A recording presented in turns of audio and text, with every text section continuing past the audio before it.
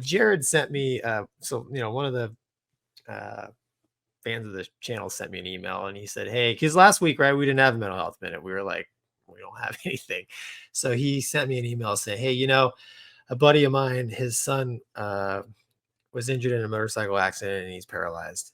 How do you, from a mental health perspective, how do you handle unwanted permanent outcomes? That's pretty drastic, right? A physical injury that disables you. But I was thinking about this today because I knew you were going to have me talk first. I was like, how do I want to run this? And honestly, man, there's no way I like when I think about roadblocks in my life. So that's essentially what, if you break it down, that's what it is. Roadblocks, headwinds in your life. Like, how do you handle this? Things that you don't have a lot of control over. And I can't talk about it without looking through the lens of Christianity in my case, or in a spiritual manner. So whether you're a Christian, a Buddhist, if you believe in a higher power, I think that, like in the case of this poor kid here, who's hurt himself on a motorcycle and probably has a permanent injury that might even keep him in a wheelchair. I mean, we had Wags kind of talk a little bit about this a couple months ago. He was injured pole vaulting, and he overcame it, and he has gone on to do great things, right, in DCS and whatnot. So I look at things like this, like things that happened to me. My aviation standpoint, my fighter flying days abruptly ended, right? Something that happened outside of my control. I refused to go on a mandate, right? So, and my fighter flying career was taken from me. That is my perspective of it. Well, looking at it the way I do, a higher power, anytime something like this happens that I just can't explain, it makes me angry. Why? I'm a good person. Why does this happen to me? I always look at it as, if you're a spiritual person or a Christian, to think that a divine power knows more than I know, right? It's kind of like with my kids. Like, I'll discipline my kids or make bad things happen for my kids because I love them, because I know, squash this now, you'll be better later. That type of mentality. So that's how I handle situations like this. That's the only way I know how to handle it. I know, my church, my pastor, he talks about stuff like this. But then also, the second piece is, and I touched on a little bit with, in Wags's case, but, when life's not really about what happens to you, it's how you react to it. So, in this, I race motorcycles. So, this email I got from Jared kind of hit home, because me and my son, we ride motorcycles every week. We ride dirt bikes, and I've crashed a lot. One of the heroes of my sport, David Bailey, he crashed and was paralyzed at the peak of his career. Well, you've got two options. You can curl up in a ball and go down a pit of despair. And that's where, Mover, you always like to say, call somebody, don't make a temporary problem, don't make a permanent solution out of a temporary problem, right? But in this case, David Bailey, he became a triathlete. He did great things, a broadcaster for the sport of motocross and supercross on TV. So he went on to do great things because he chose to continue on with his life. So, you can choose your, what your future is going to look like. Now, is it going to be identical to what it was before? I don't know. It depends on what you're, what is the headwind you're fighting. But, try not to let, try to remember, it's how you react to what's happening to you is almost just as important, or I'd even argue more important than what is actually happening to you. What do you think, Mover? I agree with everything you said. So, dude, I'm listening to you, and so many things run through my head, right? Because I think about some of the stuff that happened in my career, some stuff completely out of my control. I went to VFA 204, and it didn't go as well as I had hoped. I mean, within a year, my dad died, and that was one of the reasons I even went. And that put me in a pretty dark place because, my dad was my best friend. I called him 2 or 3 times a day, every day, when I didn't see him. And that was a tough loss for me. And not too long after that, about 3 years or 2 years is when I was diagnosed with autosomal polycystic kidney disease. And I'll never forget sitting there and the flight doc's like, you may never fly again. And not only you might not fly again, but you might have an aneurysm. You might be dying. And that hit me hard because my mom died like that. She was 44. And so I thought for sure, that's my timer was up, whatever had happened, it happened. And it took a while to come to terms with that. And then 7 months later, I got my medical back and I got to go fly. But unfortunately, NAMI and BUPERS are not the same. And NAMI said you could go fly, but BUPER said you can't be in a deployable squadron, and the nephrologist is like, what do you mean it's stage 1? It's not going to advance that fast. And they're like, no, just in case he deploys, he doesn't have medical treatment facilities. And they're like, that's the stupidest thing I've ever heard. But the result was you're out, you're done. You've got until the fiscal year to go find another job.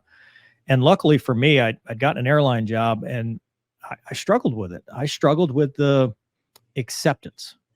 And I think that from the theme for me is acceptance, because, that happened. And then I got to T-38s, and then we had Hurricane Michael, and we didn't know what was going to happen, whether we were going to stick with it, go back. They were promising us all F-35s, and that didn't happen. They were promising us all whatever jet you want, and that didn't happen. And then at the very end, when I finally found a place to go, it was taken. I mean, it was straight up. Like I had the 1288 in hand, ready to go. And not only did I not get the 1288, but my career was almost ended that day. Like absolutely by one maniac, one tyrant had decided that he didn't like me. And so that was tough. That was probably tougher than the kidney thing, because the kidney thing, dude, that's out of your control. But the other stuff was, you felt like you're being attacked. You felt like, the world was coming down on you. And I think when things like that happen, the tendency is to make one of two choices. You either become the victim or you become the hero. And when you choose to become the victim, nothing matters anymore. And you sometimes you waver between both of them, because if you accept that victim's path, you will think that it doesn't matter what I do. It doesn't matter what happens. I'm not going to win. And at the final outcome of all of it will be, I'm going to keep losing. Woe is me. Feel sorry for me. Hope somebody takes pity on me and makes this a thing. The other path, I loosely call it the hero's path. I mean, everybody's writing a story. And if you are the main character of your story, you're not going to accept the end. You're not going to accept it just dying like that. So you fight, and then you find other purpose. And sometimes I watched a great video the other day. It was about acceptance. And sometimes you're not going to win in the traditional sense. I didn't. I mean, I'm sitting here today. I'll never fly a fighter again. Nobody will hire me. That path is over. However, there are other paths that have opened themselves, and there are other means that I can go and continue to win. And the acceptance is sitting in your scenario and going, I can't fix that. I cannot change it. I cannot, this thing happened. It didn't happen to me. It just happened. So I'm not going to be the victim here. I'm going to accept that it happened. And now I'm going to analyze what the options are, because as soon as you accept it, you stop thinking of it as it happened to me. I need to feel sorry for myself. You just look at it just like we do in a jet. When you've got engine fire right, you don't suddenly go, oh, woe is me, this jet hates me. You go, okay, what's the bolt? Unless you're Phoenix, and then you just start pressing all the buttons in Top Gun.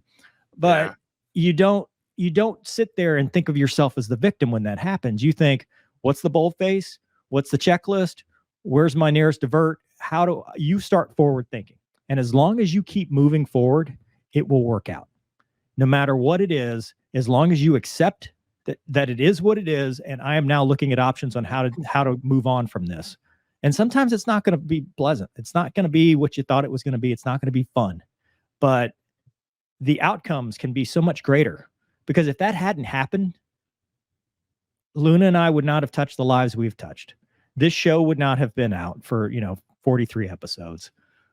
There's so much good that came from it that it's hard to say, selfishly, well, I wish, I'd have gotten that F-35 or I'd gotten that, MH-139 or whatever it was, but then I wouldn't have done all this.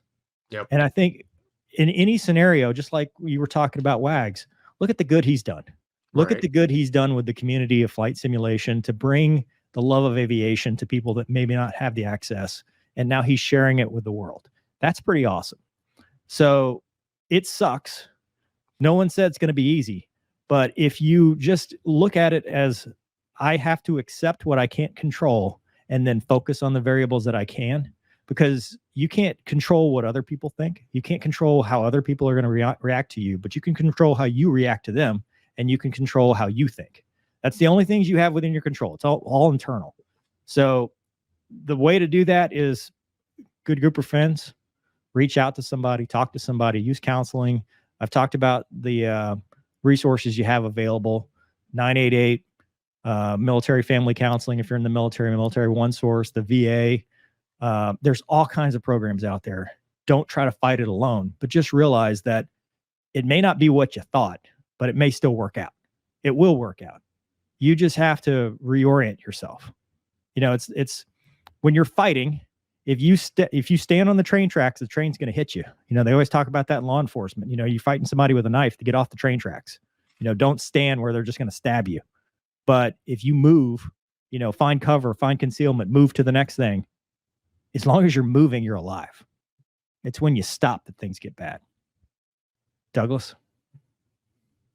I've been really lucky to never have any unwanted permanent outcomes, so I have no experience about this. Just kidding. I was going to say, wow, it's cool. Great. Doug is a golden retriever now. Doug, cool. Doug, what kind of golden retriever are you? Right? I felt like I had to one-up Donkey on that. Something that kind of I was hearing while both of y'all were talking was, for me, this might not be the way that everybody thinks of it, but to me that represents grace. It's all about being in a situation that you may not have chosen or may not be. You might not even know it yet, right? You might not even know that it's a permanent outcome yet, but dealing with it gracefully. And for me, that usually means looking to other people. Donkey, I can see how it would mean looking to a higher power, but oftentimes for me, the higher power is represented, in people in my life, and not in terms of comparing to myself and saying, well, I want to be as good as them, but just looking at other people and saying, wow, they've dealt with some really awful stuff and they've come through it. That probably means I can too. Maybe I'll use some of their strategies, or maybe I'll just use them as inspiration. And you guys named, Wags is a great example. And it might be somebody you don't even know. It might be somebody very close to you, but to look for that grace and try to emulate it. Yep. Yeah, 100%.